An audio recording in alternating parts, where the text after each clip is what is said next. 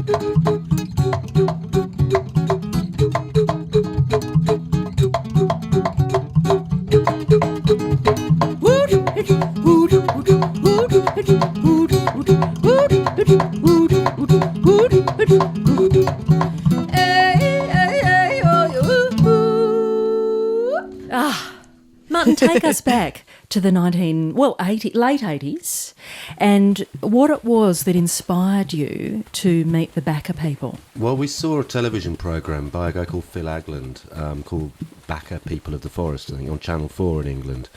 And sitting there watching it, the first thing that struck me was just the music that would seem to be in everything they did. And I saw this woman playing what looked to be a huge leaf, and it was made this incredible sort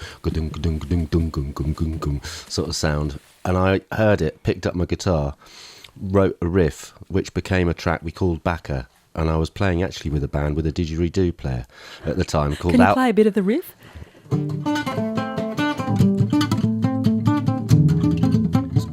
Actually, I tuned the guitar to an open thing. It's not tuned to open. So there was a funny note coming in there, but the music captivated you, but their story captivated you. Yeah, and then well, I just said to Sue, I would love to go there, but I didn't really expect to. It was just like you see this place, and be careful what you wish for, especially if you're married to someone like Sue, because she organised it all, and a whole series of coincidences actually fell into place. But what was the pull, Sue Hart, to get you into the forest community in Cameroon now that you've had many decades of relationship with these people? The initial pull was the women singing, which they sing at night. They interlock their voices together and it enchants animals, so that when the men are going off to do a hunt, the women have already hunted everything but in song.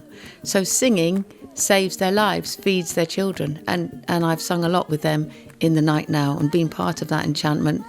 And then the men come back with food the next day. This has been happening for many thousands of years. And the Baka singing, that singing called yeli, which is a kind of yodeling, which we put inside our songs too, is supposed to be the first human singing.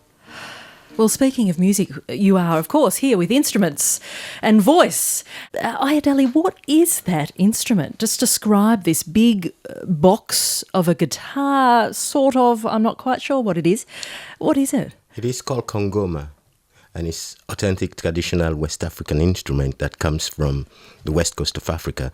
You can find it in Sierra Leone, Ghana, Senegal, Gambia, and also the Caribbean, because African people travel in the diaspora. That's how we got the African diaspora. So since I was a kid, I've been fascinated by this particular instrument. And I learned to play it being a child. And when my granny has a very old table and the legs were going, so she decided to use it as a firewood. And I rescued the tabletop. So this is from your granny's table? Yes. So it looks like a drum. Yes. But it also has the kind of body of a guitar. Perhaps give us a little sample of it. Right. This is like a two-way thing, you know. It's a melody and rhythm together, so it's drum and bass. So if you want to try and...